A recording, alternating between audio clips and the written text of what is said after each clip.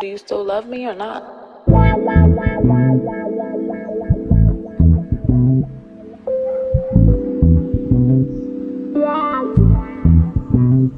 I need something outside. Welcome to Frankly K, or Frankly Loverly, where I do everyday financial advice, as in like financial literacy, really, because awareness and clarity is power. And that's where we're going to stick in today. I also do book reviews, journal with me's, vlogs, and I think that's it. So if you want to be part of the Midnight Poll Party, stop what you're doing. Go ahead and click subscribe.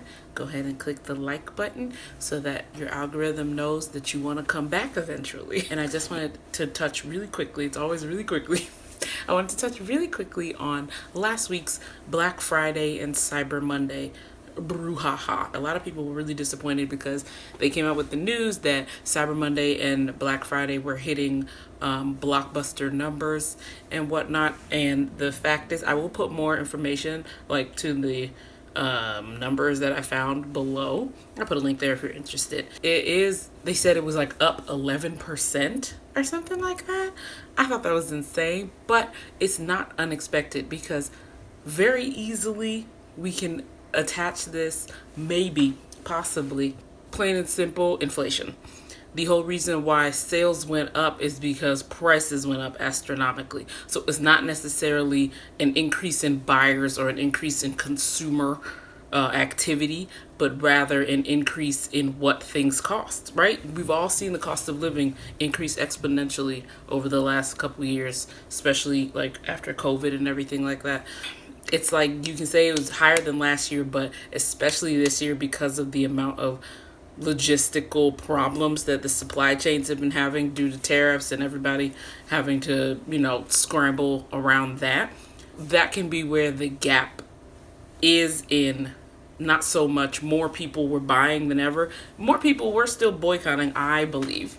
I believe people are boycotting, whether voluntarily or involuntarily. The money is just not there to spend on things like Black Friday and Cyber Monday the way it used to. And also, I had seen some headlines here and there from people's just hauls and stuff. The deals were really minimum. So you would really get significant deals on these days. And then Cyber Monday got attached just because there was so much business coming from Black Friday. Businesses wanted to extend it, right? So Cyber Monday became where you get all these deals, especially online, when online shopping had its big boom, right? So then you have all these deals on Cyber Monday. But apparently that was not the case this year. They were saying that things were not as significantly discounted as they were before. And then on top of that, the prices were higher than they were before. So that's the bottom line there. That's my hypothesis as to why. Because if you had something that cost, say, it was a dress. And the dress is, I don't know how much the dresses used to cost. The dress would be like $40, right? So if the dress used to be $40, 3 people bought it, right? It's $120 worth of sales for that dress in the first 15 minutes. Say that was 2024's price for the dress. Move it to 2025, now the dress costs $60. 2 people buy the dress. You still have $120 in sales, but only 2 units have been moved. Now scale that for an actual department store. We're talking hundreds of pieces within an hour or so, right? Hundreds of pieces. The store is looking at both things, not just sales numbers, but they are talking about units moved, because there are other things that have to take into place for the store to actually be a profitable store. And that includes inventory turnover. So even if they still get the same $120 in sales, the fact that there aren't as many units moving is what hurts them.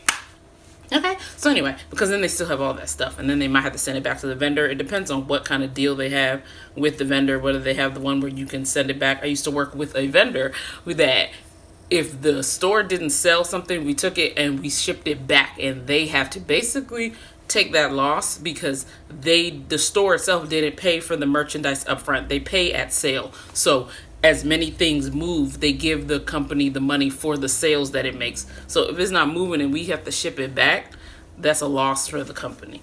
So most places do stuff like that. I think most big stores do stuff like that because it's more profitable for them rather than buying a bunch of stuff up front and then possibly having a bunch of things that they can't sell. I will put a little more of the analysis in the description below, and we're going to keep this video short and sweet. The other piece of news that I wanted to talk about is my Instagram. So my Instagram is Frankly Loverly, and it's on Instagram, and I'm doing just some things there. I'm trying, it's part of, like, I'm trying something new that I am using to help grow this channel and help grow an Instagram presence attached to this channel, just so that it can build like an ecosystem, some kind of community. So if you're looking for the media stuff and a lot of reviews, like I talked in the community tab, it's over there. It's gonna be over there, and it's gonna start with the series that I said that I was watching, because I've watched everything but the last 2 episodes, so I'm going to finish that series and then talk about it. And then 2, another video thing, and then obviously photos and stuff, just to make things aesthetic. I'm really trying to work on aesthetics. The other video is going to be a series that I want to start, which is defending bad movies. Because I am tired of these movies getting a bad rap. There are certain movies that people have said are terrible, and they said they didn't like it. Everyone's saying it's a flop, either on Rotten Tomato or just the general consensus of the internet. People are like picking at certain movies. And sometimes, not every time, I do not get it, and I want to defend these movies. So it's in defense of bad movies, but to be clear, I do not think the movie is bad. It has just gotten a bad rap. So that is what I wanted to bring to you. Get over there and watch that on Instagram. On my last financial literacy video, I had brought up, Scam City, aka Rich Dad Poor Dad. There is little more I actually am gonna say about it, except do not follow these rich people into debt. Do not follow these rich people into debt. Just do not follow people's advice about going into debt to get rich. Now, if you have a solid plan, solid plans mean you also account for things going wrong. There will always be a problem. But the point about business and doing business as an entrepreneur or anything else that you're doing, like maybe you're working in business or somebody else, the point is that problems need to be met with solutions. There's always going to be a problem. There's always going to be a problem. You can't control everything in the world. You can't control everything in the world. You can't even control. Other people's feelings affect business. Other people's literal feelings affect how you will do business. So you have to have solutions. You have to have a structure. You have to have a plan for problems. It's not like bringing juju on yourself or anything like that. Like you're not jinxing yourself just making a plan or thinking about the possibilities of what goes wrong. You need to hold both in your head at all times if you're going to be doing business. Financially, you need to be prepared for the worst and always reaching for the best with your strategy and solutions. So when I say have a plan, I mean plan for rock bottom. Say it's like an Airbnb situation, like I used an example in that last video. It's the easiest one I can think of. So say it's the Airbnb situation. The plan is that you go into debt, you get the house, you start to put it up for sale. It's in a popular city and all that. Suddenly that year, that city's out of favor. Nobody wants to travel to that city right now. Maybe it doesn't have very good laws. Maybe it turned into a sundown town. I don't know what the hell's going on in this country. You have now property. You're $700,000 in debt. Let's just say there's no bookings, no nothing. What is your plan? How will you strategize to tourism or in that city? What will you do to ensure bookings at that place? Or what kind of collateral did you put up for that $700,000 loan? Are you ready to lose that collateral? Or are you ready to pinch and be able to finance basically both places where you live and this house until things pick up? Are you ready to hemorrhage that kind of money? Do you have a plan for that? That's just one example. There's other things like that. You could literally be like a storefront for your bakery. Maybe you bought the storefront. You took out the loan. You got the storefront. You're like, this is it for me. This is my dream. But now you're in debt with this storefront. And you got to figure out, nobody's coming to the storefront. They can't find you or whatever. Besides marketing, besides all of that, what are you going to do? Maybe you go in the mall, ask the mall to set up a table, do testers so that you can drive traffic, things like that. Maybe you start emailing bigger grocery stores, mom and pop grocery stores, and say, can I bring my goods to you? You have to have a plan.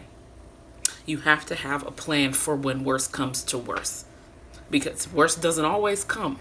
But if it does, you should be ready. So that was like really the main point at the back end of that video from the last time.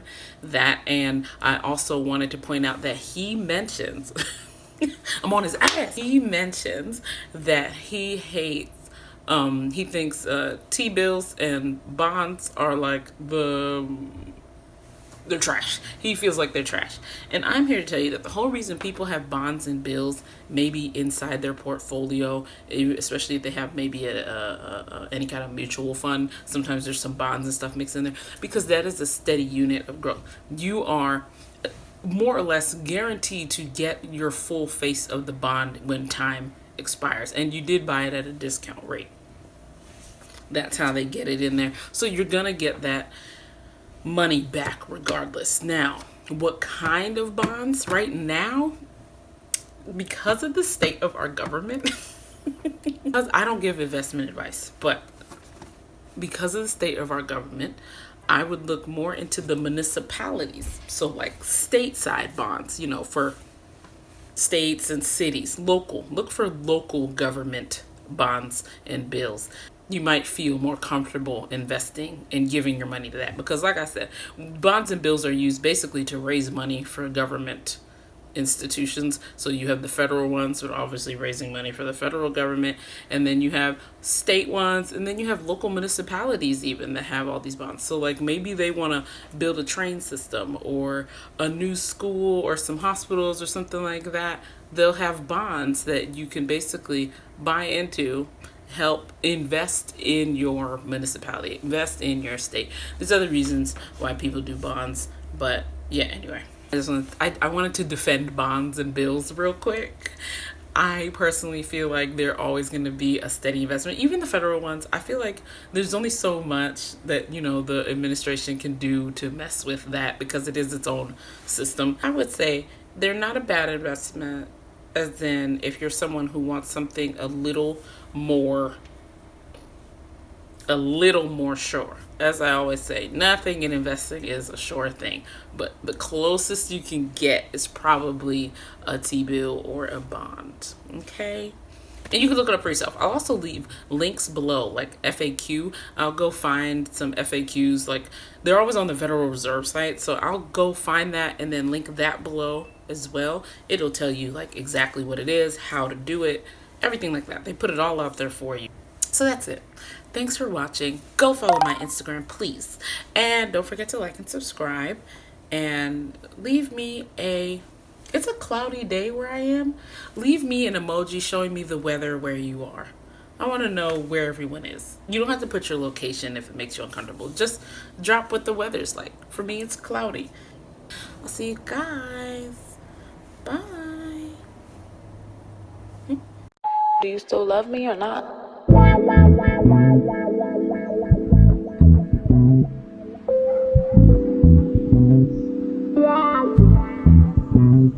I need some